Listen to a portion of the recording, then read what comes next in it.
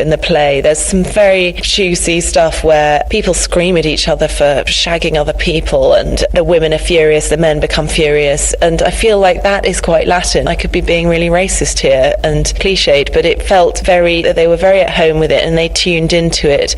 There's a bit where one of the characters says, well, their son walks in on his wife giving a blowjob in the kitchen to another man, and the audience last night burst out laughing at this image and he's actually saying, it was fair, I cheated on her, she was just getting her own back, and an eye for an eye, tooth for a tooth. It actually healed us. It sort of made things feel fair, and the audience were laughing at that, and I think that's because they recognised it. The play also deals with the subject of the law and of lawyers, and you've already mentioned it, that in the case of sexual violence, the law needs to know who was right and who was wrong, and there isn't really any room for nuance. Why did you choose to tackle the subject in the context of lawyers? I was just really interested in the way that people use language in the courtroom, and I was thinking, public and private. I just went and sat in some court cases, and I thought, wow, there are rules to how you can ask your questions. So literally, when you are cross-examining, you have to frame your questions in such a way that the person can only answer yes or no. So you went to see him that night, didn't you? Then when you're doing an examination in chief, I think it's called, you're asking open questions. So where do you live? What's your name? How old are you? So you can answer whatever you like, basically. So there are these two different approaches, and I just thought, wow, if you were a lawyer and you went home and you were married to a lawyer and you think your lawyer wife or husband has been cheating on you, what would happen if you brought those structures into your home, that you asked them closed questions? You've been doing this, haven't you? How can I use those echoes of the courtroom without it being cheesy courtroom drama at home? I just think it's interesting the way that words are used. And there's a scene in the play where two lawyers are sort of slightly flirting with someone, and they start to use the techniques that they use in a courtroom on one another.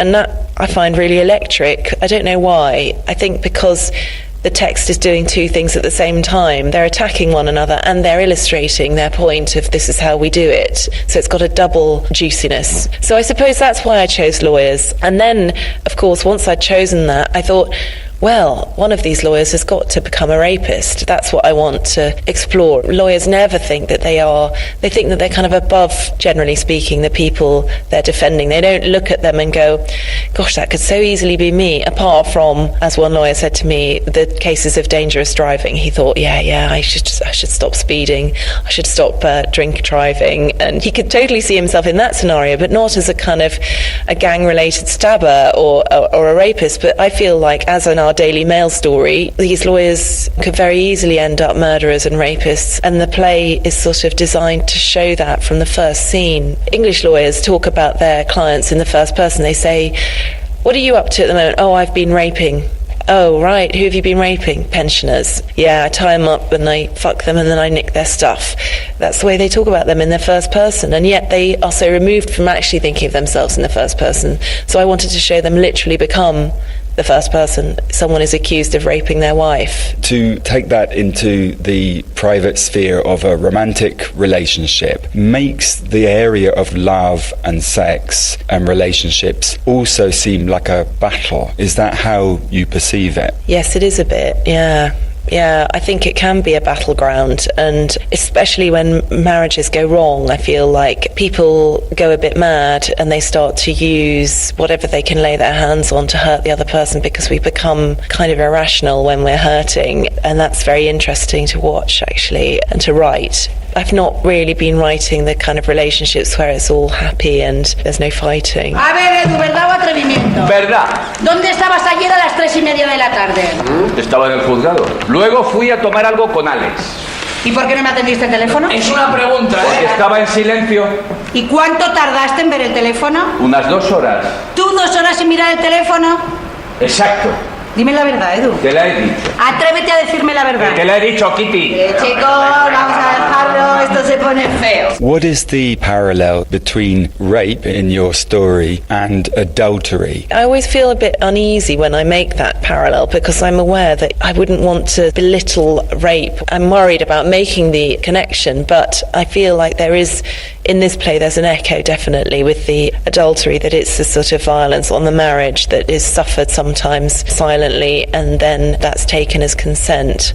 And I see that. I've seen that in other people's marriages, and there's this word in the law, duress, that you can say yes and not mean it because someone's holding a knife up to your throat. And I feel like some people are under duress in their marriages. They nod certain things through because they're under duress. A wife cheats on her husband as a form of revenge in the play, and I was really fascinated by that as well, because the Weinstein thing, some of these crimes are old crimes, and yet the passion is still really hot to have revenge later.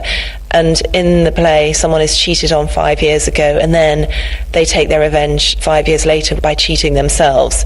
This is a wife's revenge that she takes, and yes, she can violate the marriage in her own way, and she uses that power. And she is one of the characters in the play who isn't a lawyer, and I wanted to show how someone who isn't a lawyer can become incredibly, almost more legalistic than the lawyers about justice. It's like Merchant of Venice, a pound of flesh that she will take it, and actually she's the most punitive of them all. I wanted to see that. Does justice equate to vengeance? Well, that's one of the things that the play is sort of asking and trying to explore, yeah. Has dicho que nunca te he pedido perdón. Nunca lo has hecho. ¿Y tú? ¿Me has perdonado alguna vez? ¿De verdad? No.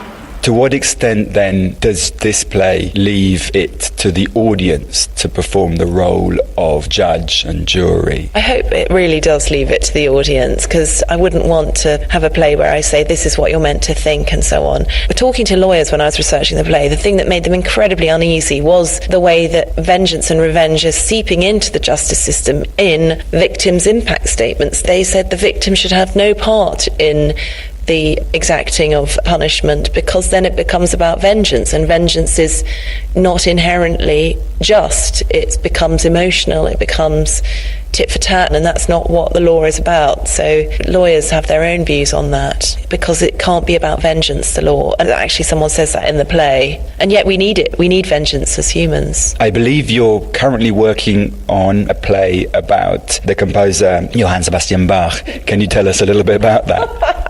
Well, I'm still researching it, and it's such an enormous mountain of a topic, and he's such a mountain of a talent. And the thing is, so little was written by him in terms of letters or diaries. There's very little to go on like that. So I'm going to have to create a lot of it from my imagination. But before then, I'm directing a play that I wrote at the National. So that is actually the thing that's going to come out first, and that's in the autumn. And what's that about? It's about how do we become parents? How do you have a baby as a woman, basically?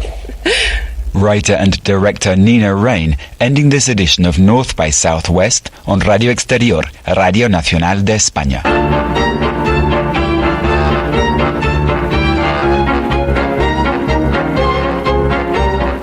This program is brought to you in collaboration with the British Council, the United Kingdom's official organisation for cultural relations and educational opportunities, working in 110 countries around the world. Find out more about their cultural program in Spain at britishcouncil.es. Consent continues at the Teatro Valle Inclán in Madrid until the 29th of April, directed by Magui Mira and starring David Lorente, Nieve de Medina, María Morales, Jesús Noguero, Candela Peña, Pera Ponce and Clara Sanchez. We'll be back soon with more on culture from Spain, but for now, it's goodbye from me, Nicholas Jackson.